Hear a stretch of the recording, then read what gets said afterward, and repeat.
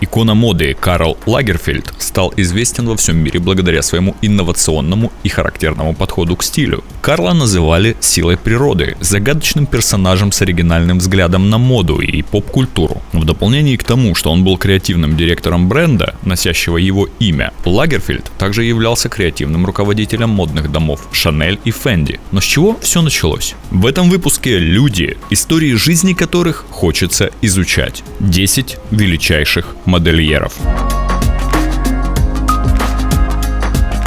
В 1953 году Карл эмигрировал с матерью в Париж, где он закончил лицей Монтень, специализирующийся на истории. Кстати, также смотрите видео о самых богатых иммигрантах. Ссылочку прикрепляю в описании к данному видео. Сперва в сфере моды он был самоучкой, а через 2 года после прибытия в Париж он выигрывает в конкурсе International Wool Secretary, то, что сегодня называется международной премией Woolmark. Среди первых опытов сотрудничество с Пьером Бельменом в его ателье Haute Couture. Затем работа в ателье Жана Пату, где он завершает свое обучение в высокой моде. Учился он в Эсмод, французской частной школе моды. Она была основана в Париже в 1841 году Алексисом Лавином. Через какое-то время дизайнер начинает сотрудничать с другими брендами в Италии, среди которых небезызвестный Валентино. Лагерфельда, который был одной из наиболее влиятельных фигур модного бизнеса, часто называли царем моды или королем моды, и это вполне справедливо. Франко Москино достиг вершины итальянской моды, нарушая все правила, от стиля до рекламы и модных показов. Он начинал в качестве иллюстратора, затем работал для Versace и Cadet, где оттачивал свой язык стиля. Его бренд дебютировал в 1983 году и пробился к хитам непочтительных и непредсказуемых взглядов, классических форм, совершенных разрезов и соблазнительных деталей, способных подчеркнуть женскую красоту. «Нет свободы без хаоса», — говорил он. Концепция Москино состоит в том, чтобы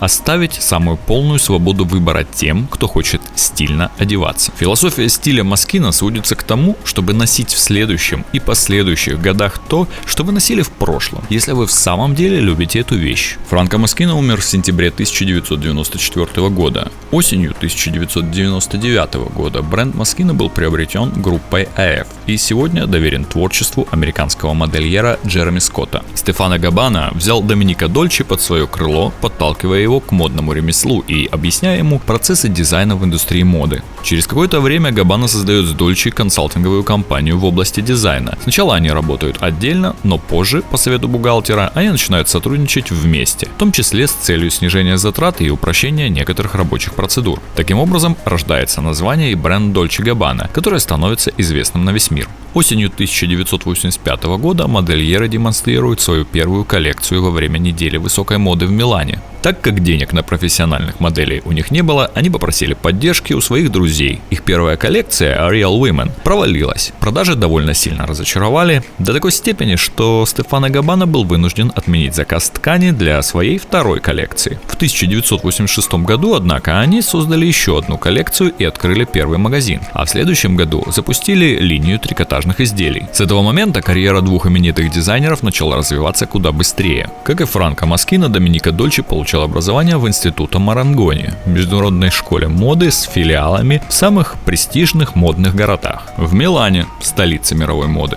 Во Флоренции, месте, где встречается искусство и мода. В Париже, на родине кутюр. В Лондоне, где рождаются тенденции. И в Шанхае, где мода будущего. Александр Вонг. Тайваньский дизайнер, родившийся и получивший славу в Соединенных Штатах. Увлеченный дизайном с подросткового возраста, Александр Вонг, следуя за модой, покидает семью, которая всегда поддерживала его в каждом своем выборе, чтобы переехать в Нью-Йорк. В Большом Яблоке он учится в школе Парсонса, престижной школе искусства и дизайна. Успех Александра Вонга был признан Советом дизайнеров моды Америки за линию женской одежды, которая принесла ему премию в размере $200 тысяч. В области наград модельер также может похвастаться тем, что он стал лауреатом премии Fashion Fund Award, присуждаемой журналом Vogue America. Еще один известный выпускник школы Парсонса, только уже в сфере архитектуры, Том Форд. После окончания школы в 1979 году Том решает переехать в Нью-Йорк, чтобы посвятить себя изучению искусства и дизайна.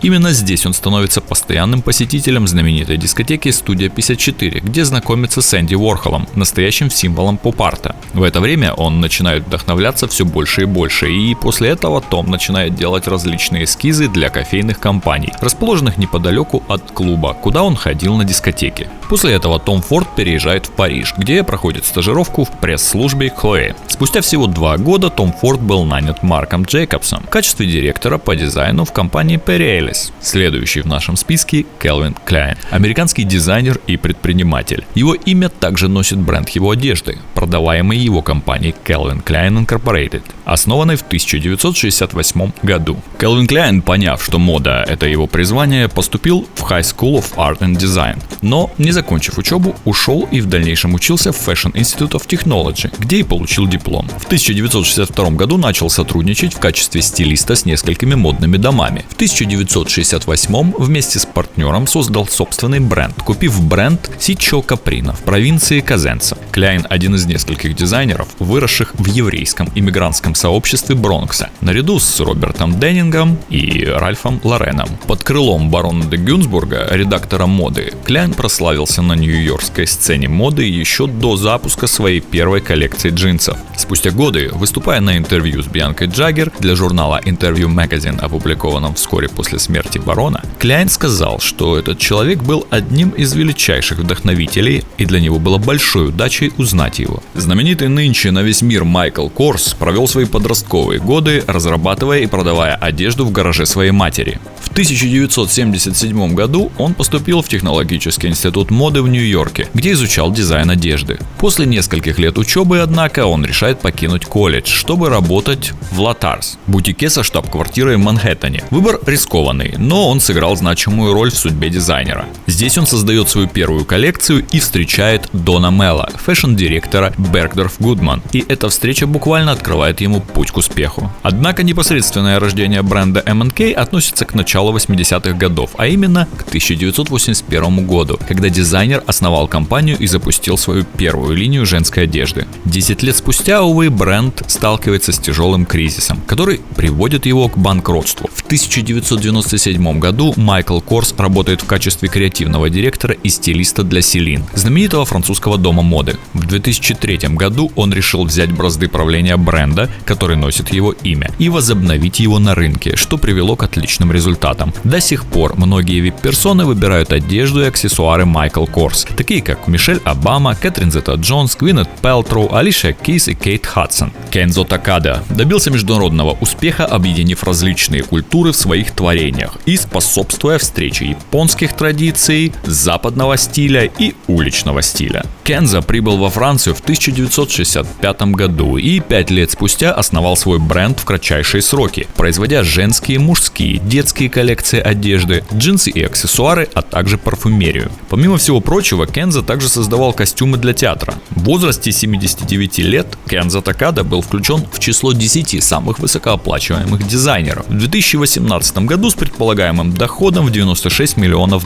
После ухода из моды в 1999 году он вернулся на сцену в 2002, а затем превратился в дизайнера интерьеров. Образование в сфере моды Кензо получил в Bunka Fashion College в Японии, который в 2015 году занял 2-е место в мировом рейтинге лучших школ моды по версии сайта The Business of Fashion и делового журнала SEO World Magazine. А пока мы не перешли к следующему модельеру, предлагаю поставить этому видео лайк и написать в комментарии, какие известные личности производят на вас впечатление и являются примером. Александр Маккуин в 16 лет бросил учебу и начал работать сначала в ателье Андерсона и Шепарда в Севил Роуд у лондонских портных, которые одевали принца Уэльского. В 20 лет Маккуин начинает сотрудничать с японским дизайнером Кодзи Тацуна в Лондоне, а затем с офисом в стиле Ромео Джилии в Милане. Парень с характером бунтаря, чьи жесты бросают вызов правилам, получил образование в Центральном колледже искусства и дизайна имени Святого Мартина в Великобритании. И, наконец, Джимми Чу, чья обувь нередко упоминается в сериале «Секс в большом городе». Родился в 1961 году в Пенанге, Малайзия. Его фамилия Чу является результатом ошибки в свидетельстве о рождении. Фамилия, написанная правильно, была бы Чоу, которая на данный момент является фамилией его племянницы Сандры,